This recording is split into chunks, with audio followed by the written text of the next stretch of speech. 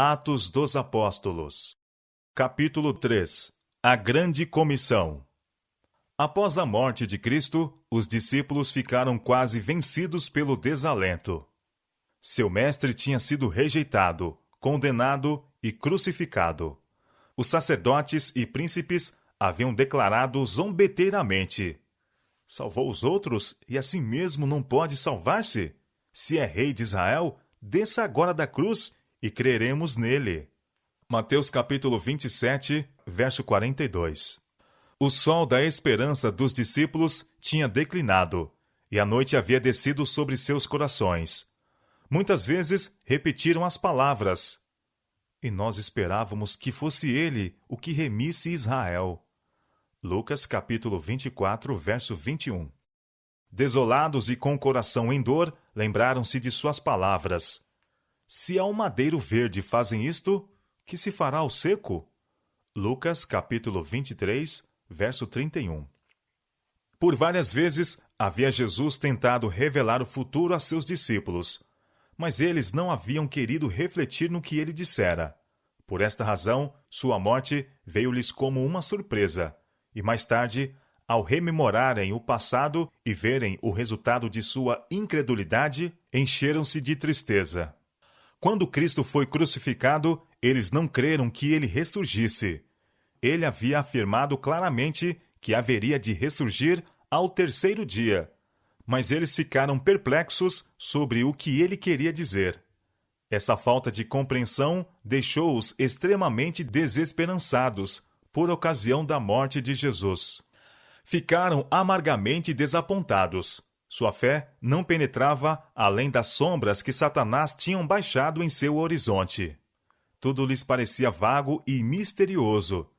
Tivessem eles crido nas palavras do Salvador, e quanta tristeza teria sido evitada. Esmagados pelo desapontamento, angústia e desespero, os discípulos se reuniram no cenáculo e fecharam as portas, temendo que seu destino fosse igual ao do seu bem-amado mestre. Foi nesse recinto que o Salvador, depois da ressurreição, lhes apareceu. Por 40 dias permaneceu Cristo na terra, preparando os discípulos para a obra que deviam fazer e explanando o que até então eles tinham sido incapazes de compreender. Falou-lhe das profecias concernentes a seu advento, sua rejeição pelos judeus e sua morte, mostrando que cada especificação dessas profecias tinham sido cumpridas. Falou-lhes também que deviam considerar o cumprimento dessas profecias como garantia do poder que haveria de assisti-los nas suas futuras atividades.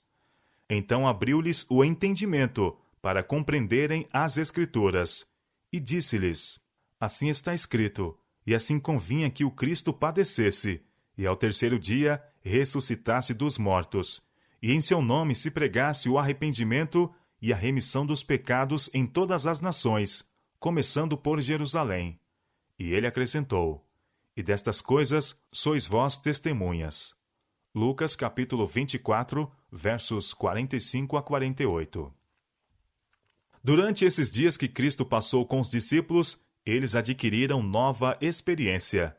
Ao ouvirem o querido mestre explicar-lhes as Escrituras, à luz de tudo quanto acontecera, sua fé foi inteiramente firmada nele. Chegaram ao ponto de poder declarar: eu sei em quem tenho crido. Começaram a compreender a natureza e extensão de sua obra e a reconhecer que deviam proclamar ao mundo as verdades a eles confiadas. Os acontecimentos da vida de Cristo, sua morte e ressurreição, as profecias que apontavam para esses acontecimentos, os mistérios do plano da salvação, o poder de Jesus para a remissão de pecados, de todas essas coisas haviam eles sido testemunhas e deviam torná-las conhecidas ao mundo. Deviam proclamar o evangelho de paz e salvação, mediante o arrependimento e o poder do Salvador. Antes de ascender ao céu, Cristo deu aos discípulos uma comissão. Disse-lhes que deviam ser os executores do testamento no qual ele legava ao mundo os tesouros da vida eterna. Vocês são as testemunhas de minha vida de sacrifício, em favor do mundo, disse. Viram tudo o que fiz por Israel. e embora meu povo não quisesse vir a mim para ter vida, embora sacerdotes e príncipes tenham feito comigo o que desejaram, conquanto me tenham rejeitado, terão ainda outra oportunidade de aceitar o Filho de Deus. Viram vocês que todos os que vieram a mim, confessando seus pecados, eu os recebi livremente. Aquele que vem a mim, de maneira nenhuma o lançarei fora. Aos meus discípulos, eu entrego essa mensagem de misericórdia. Ela deve ser dada tanto a judeus como a gentios, primeiro a Israel, e então a todas as nações, línguas e povos. Todos os que crerem devem ser congregados numa única igreja. A comissão do Evangelho é a carta magna, missionária do reino de Cristo. Os discípulos deviam trabalhar fervorosamente pelas pessoas, estendendo a todas o convite de misericórdia. Não deviam esperar que o povo viesse a eles, deviam eles ir ao povo com a mensagem. Deviam os discípulos levar avante sua obra no nome de Cristo. Cada uma de suas palavras e cada ato devia atrair a atenção sobre seu nome como possuindo esse poder vital pelo qual os pecadores podem ser salvos. Sua fé devia centralizar-se naquele que é a fonte de misericórdia e poder. Em seu nome, deviam apresentar suas petições ao Pai e receberiam resposta. Deviam batizar no nome do Pai, do Filho e do Espírito Santo. O nome de Cristo devia ser a senha, a insígnia, o laço de união, a autoridade para sua norma de prosseguimento e fonte de seu sucesso. Nada devia ser reconhecido em seu reino que não trouxesse seu nome e inscrição. Quando Cristo disse aos discípulos, "Ide em meu nome, a juntar na igreja a todos quantos crerem", deixou claro perante eles a necessidade de manterem simplicidade.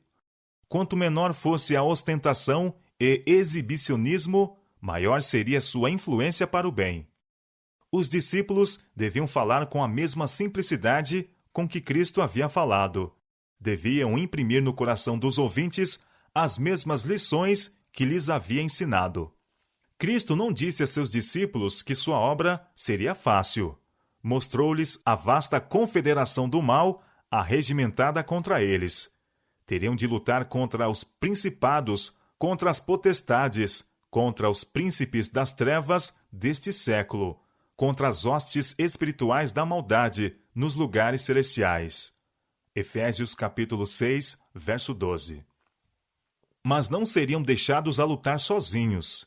Assegurou-lhes que estaria com eles, e se fossem avante com fé, seriam protegidos pelo Onipotente.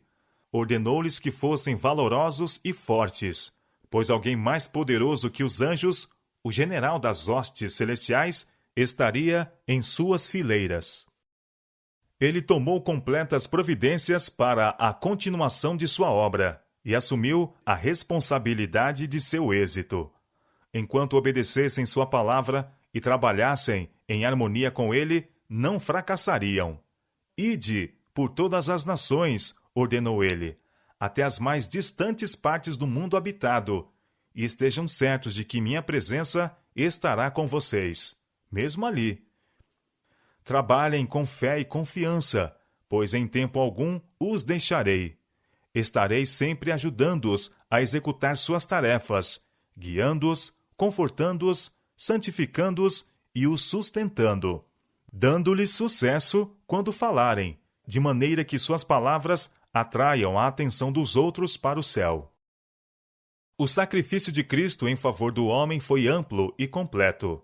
A condição da expiação fora preenchida. A obra para que viera a este mundo fora realizada. Ele conquistara o reino, arrebatara-o de Satanás e se tornara herdeiro de todas as coisas. Estava a caminho do trono de Deus, para ser honrado pela hoste celestial. Revestido de autoridade ilimitada, deu a seus discípulos sua comissão. Ide, ensinai a todas as nações, batizando-as em nome do Pai e do Filho e do Espírito Santo, ensinando-as a guardar todas as coisas que eu vos tenho mandado. E eis que estou convosco todos os dias, até a consumação dos séculos. Mateus capítulo 28, versos 19 e 20. Antes de deixar seus discípulos, Cristo mais uma vez definiu a natureza de seu reino. Trouxe-lhes à lembrança as coisas que lhes havia falado anteriormente com relação a esse reino. Declarou-lhes que não era seu propósito estabelecer neste mundo um reino temporal. Ele não havia sido indicado para reinar como um rei terrestre sobre o trono de Davi. Quando os discípulos lhe perguntaram: Senhor, restaurarás tu neste tempo o reino a Israel? Ele respondeu: Não vos pertence saber os tempos ou as estações que o Pai estabeleceu pelo seu próprio poder. Atos capítulo 1, versos 6 e 7. Não lhes era necessário ver mais distante no futuro do que as revelações que lhes havia feito os capacitavam a ver. Sua obra era proclamar a mensagem do Evangelho. A visível presença de Cristo estava prestes a ser retirada dos discípulos, mas uma nova dotação de poder lhes pertenceria. O Espírito Santo lhes seria concedido em sua plenitude, selando-os para a sua obra. Disse o Salvador: Eis que sobre vós envio a promessa de meu Pai. Ficai, porém, na cidade de Jerusalém, até que do alto sejais revestidos de poder. Lucas, capítulo 24, verso 49. Porque, na verdade, João batizou com água, mas vós sereis batizados com o Espírito Santo, não muito depois destes dias. Mas recebereis a virtude do Espírito Santo, que há de vir sobre vós, e ser-me-eis testemunhas, tanto em Jerusalém como em toda a Judéia e Samaria e até os confins da terra. Atos capítulo 1, versos 5 e 8. O Salvador sabia que nenhum argumento, embora lógico, enterneceria corações endurecidos, nem atravessaria a crosta da mundanidade e do egoísmo. Sabia que os discípulos precisavam receber o dom celestial, que o Evangelho só seria eficaz se fosse proclamado pelos corações aquecidos e lábios tornados eloquentes pelo vivo conhecimento daquele que é o caminho, a verdade e a vida. A obra comissionada aos discípulos iria requerer grande eficiência, porque a onda do mal avançava profunda e forte contra eles. Um vigilante e determinado líder estava no comando das forças das trevas, e os seguidores de Cristo somente poderiam batalhar pelo direito com um auxílio que Deus, pelo seu Espírito, lhes daria. Cristo disse a seus discípulos que começassem o trabalho em Jerusalém. Aquela cidade fora o cenário de seu estupendo sacrifício pela raça humana. Lá, envolto nas vestes da humanidade, andara e falara com os homens. E poucos discerniram quão próximo da terra estava o céu. Lá fora condenado e crucificado. Em Jerusalém havia muitos que secretamente criam que Jesus de Nazaré era o Messias, e muitos que haviam sido enganados pelos sacerdotes e príncipes. A esses o Evangelho deveria ser proclamado. Seriam chamados ao arrependimento. Deveria ser esclarecida a maravilhosa verdade de que somente por meio de Cristo pode ser obtida a remissão dos pecados. E era enquanto toda Jerusalém estava agitada pelos acontecimentos sensacionais das poucas semanas passadas que a pregação dos discípulos causaria a mais profunda impressão. Durante seu ministério, Jesus tinha conservado constantemente perante os discípulos o fato de que eles deviam ser um com ele em sua obra para recuperar o mundo da escravidão do pecado. Quando ele enviou os 12 e depois os 70 para proclamarem o reino de Deus, estava-lhes ensinando o dever de repartir com outros o que lhes dera a conhecer. Em toda a sua obra, ele os estivera preparando para o trabalho em favor das pessoas, o qual deveria ser expandido à medida que seu número aumentasse, até finalmente alcançar os confins da terra. A última lição que deu a seus seguidores foi que lhes tinham sido confiadas as boas novas de salvação para o mundo. Ao chegar o tempo para Jesus ascender ao Pai, ele levou os discípulos até Betânia. Ali parou, e eles se agruparam em torno dele. com as mãos estendidas para abençoar, como a assegurar-lhe seu protetor cuidado, vagarosamente subiu dentre eles. E aconteceu que, abençoando-os ele, se apartou deles e foi elevado ao céu. Lucas capítulo 24, verso 51. Enquanto os discípulos olhavam atônitos para o alto, procurando captar o último vislumbre da ascensão do Senhor, foi ele recebido pela jubilosa hoste de anjos celestiais. Enquanto esses anjos o acompanhavam às cortes celestiais, cantavam triunfalmente: Reinos da terra, cantai a Deus, cantai louvores ao Senhor, aquele que vai montado sobre os céus dos céus. Dai a Deus fortaleza, a sua excelência está sobre Israel, e a sua fortaleza nas mais altas nuvens. Salmo capítulo 68, versos 32 a 34.